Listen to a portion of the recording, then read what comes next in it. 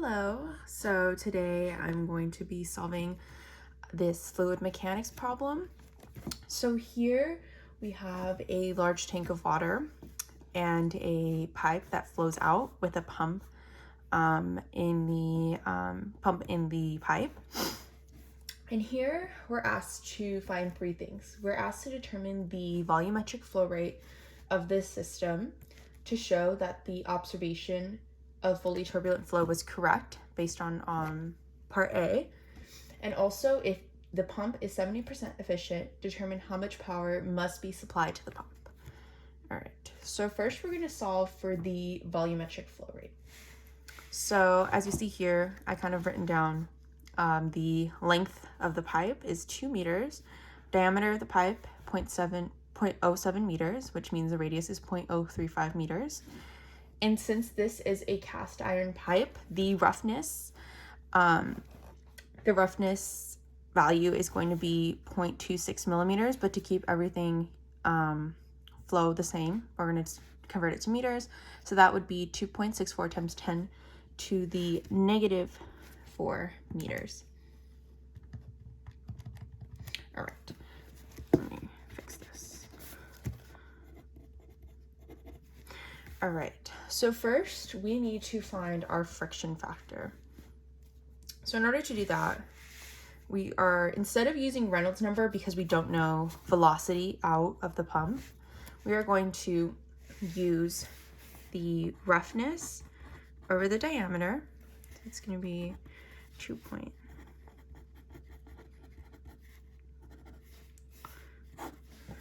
divided. All right.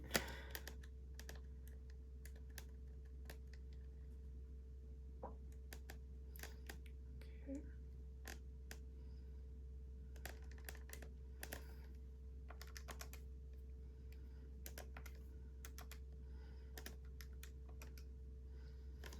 All right, so we get a value of 0.003, about 8, I want to say.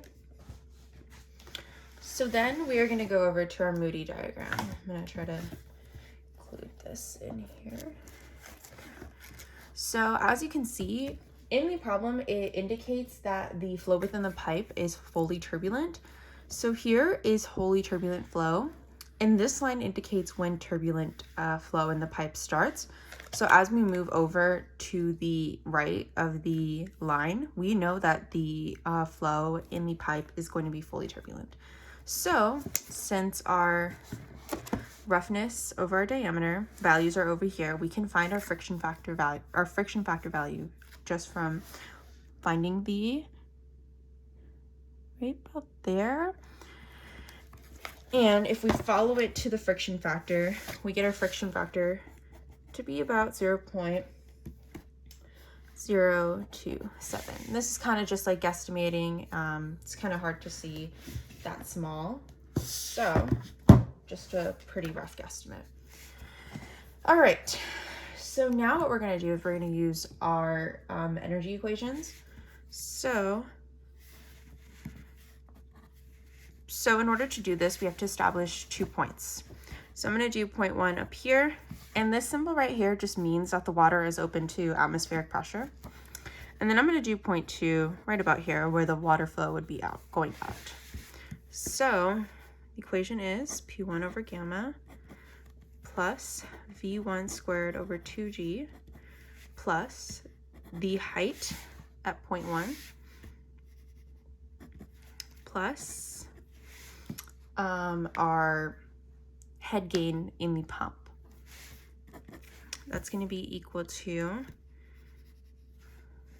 P2 over gamma plus V2 squared over 2G plus the height at 2 plus our head loss equation. We usually get head loss in straight pipes, and we have a specific formula, which is why we need our friction factor in order to determine the head loss so that we can find our head gain from the pump, and then from there we can use it to solve for our volumetric flow rate of this system. Okay, so since we know that both of these are actually open to atmospheric pressure, we know that there is going to be, that these are going to go to 0. And since there is no flow at point 1, we know that V1 is going to equal 0. All right. And since point 2 is at this kind of, I guess you could say, where it's in line with the whole pump, and since we're measuring where point 1 is from where the pump is at, we can put point 2 as our base, so that can just also, that can go to 0. All right, so now rewriting it, we have our height at point 1, our head gain from the pump equal to V2 squared over 2G, and then our head loss equation. So our head loss equation is our friction factor, length of our pipe over the diameter, plus volume squared, all over 2G. Okay. So we have this. It's also important to mention that we were given a chart or a graph that showed the relationship between the volumetric flow rate and the actual head rise.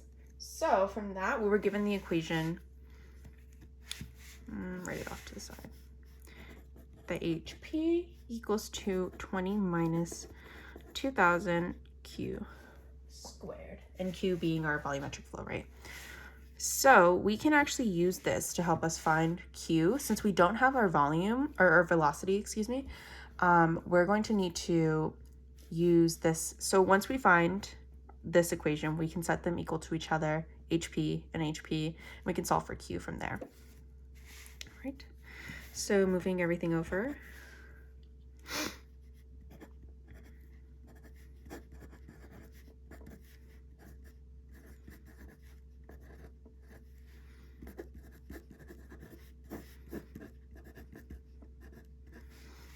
Okay.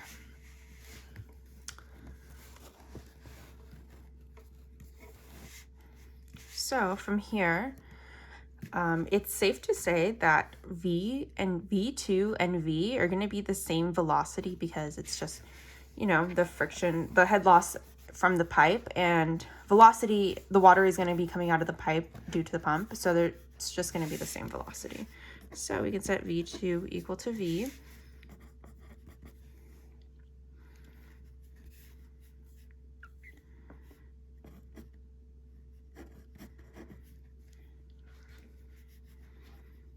Let's see. How do I want to do this?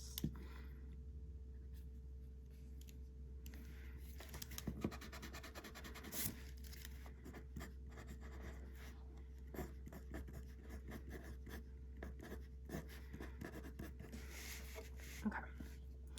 So we have this. So from here, we can plug in our values for F, L, D, and Z.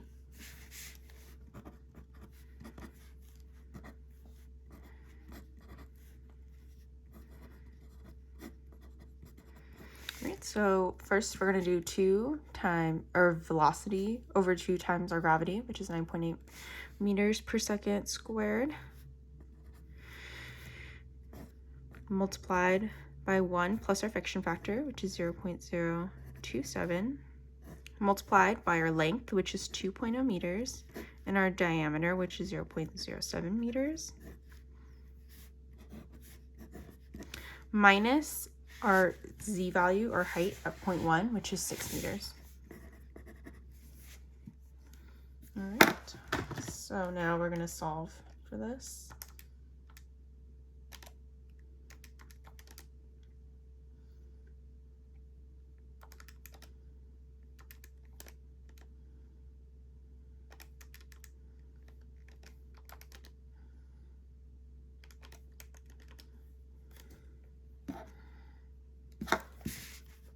So we get V over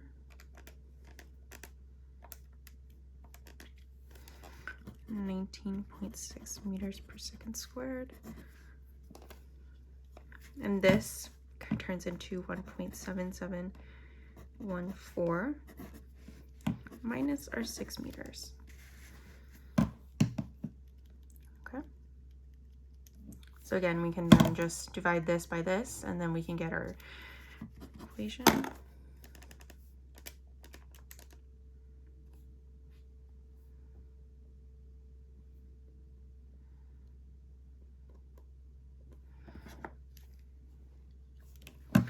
So we get 0.0904V minus 6 meters.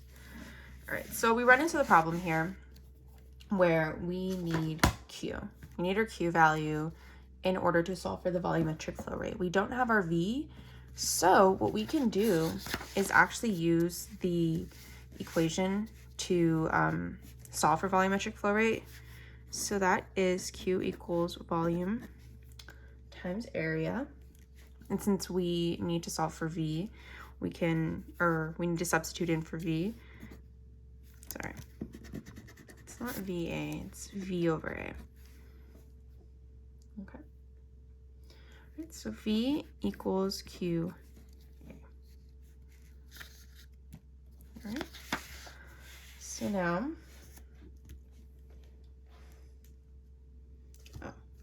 I made a mistake. So I forgot to carry the squared over. It's important to just kind of, you know, keep track of everything.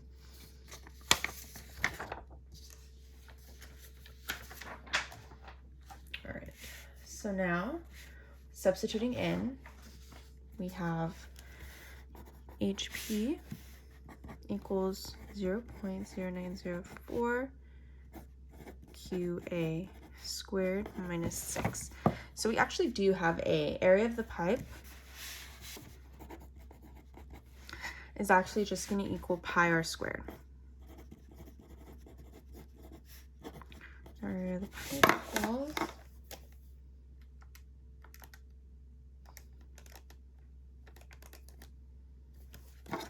it's going to be 0.00385 or meters squared, or to keep everything, kind of neat, 3.85 times 10 to the negative third meters squared.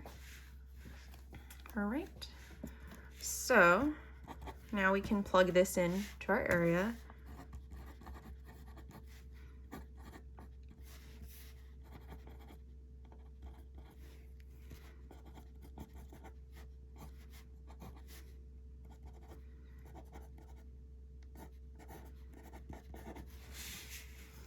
All right, so we're going to square this value, multiply it by this, and then we'll get our Q, and then plug it back in.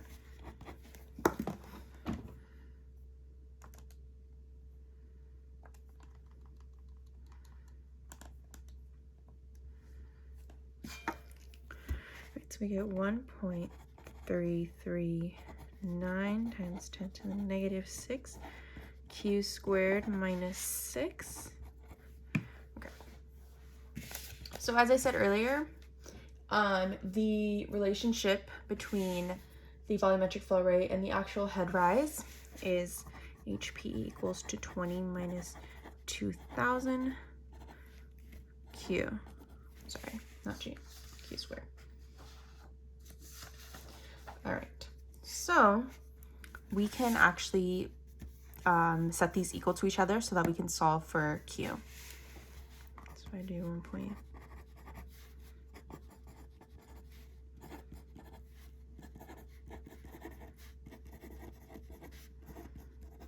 All right. So the reason that we're doing this is normally we could solve for this if we had the volume in the area, or sorry, velocity in the area. But since we don't have velocity, we're kind of just set to use what the actual relationship is to what we're finding to ultimately find Q. And then in our next part, to show that the observation was correct, we can, you know, go back in and plug in the value of Q, and then from there we can find our velocity value. So solving for this, you can bring this over and bring that over. Okay.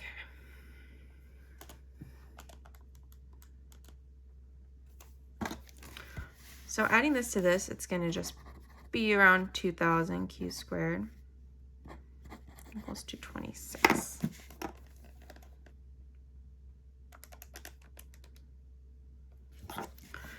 Q squared equals to 0.013. So our Q value comes out to about 0.114 meters cubed per second. So this is the solution for part A. Okay. So moving on to part B, to show that the observation of fully turbulent was correct. All right, so we can use this and plug it back into the equation and see if the head rise we get here is going to be the same as the head rise we get from the determined relationship. Okay, so head rise from the equation we gathered.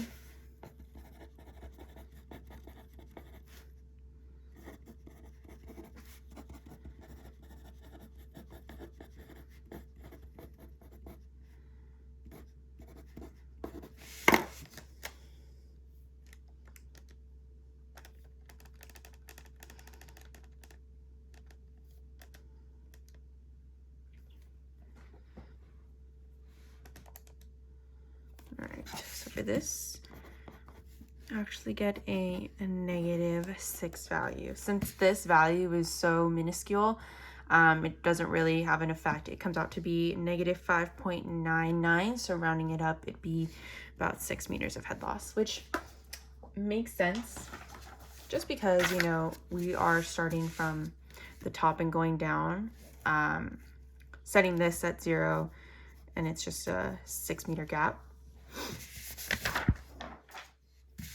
So we can just ultimately say that our head loss is 6. It's just, this is a matter of direction.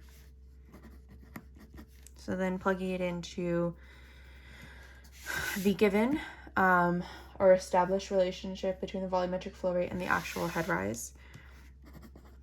20 minus.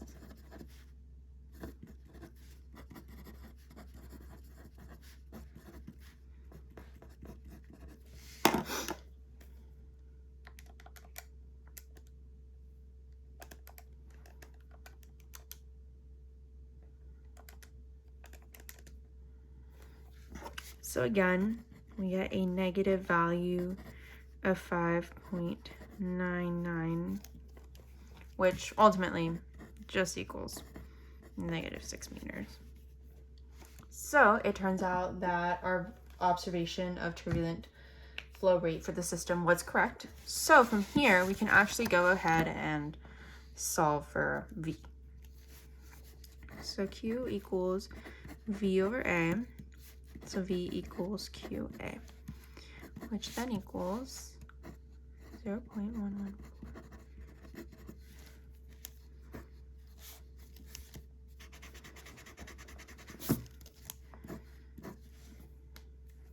Our area is 3 point.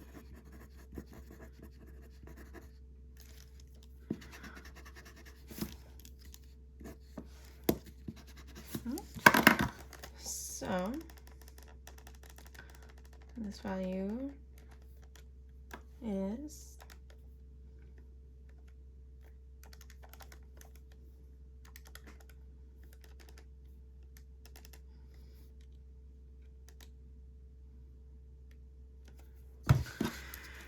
so our velocity is 4.39 times 10 to the -4th meters per second. Okay.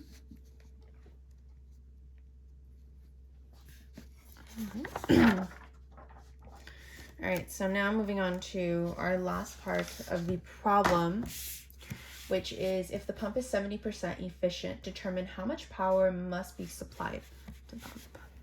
Okay, so we know efficiency 70%. All right, the equation for efficiency, to calculate efficiency, is actually our power gained over the power needed to supply the pump. So we need to know, so we need this value. We need to know how much power must be supplied to the pump. So that's going to be,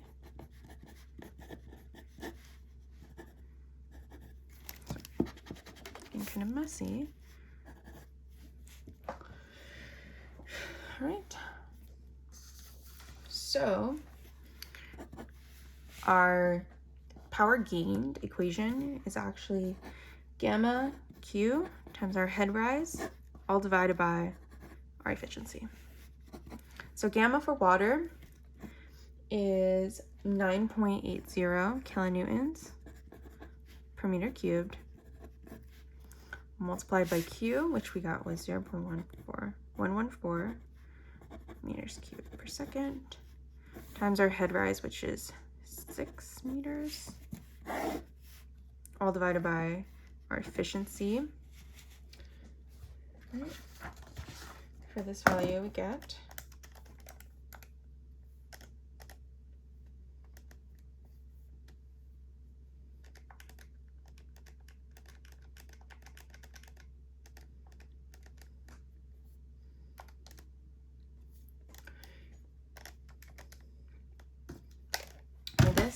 we get the power needed to supply as 9,577 watts, or as 9.577 kilowatts.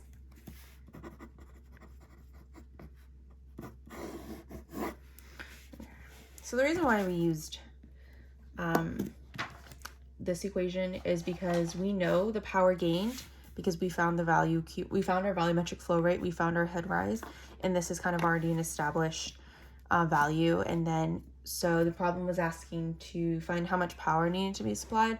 So this is the work of the shaft is the power needed to supply. All right, so that is how you solve this problem. All right, there's my signature. Thanks so much for watching. Have a good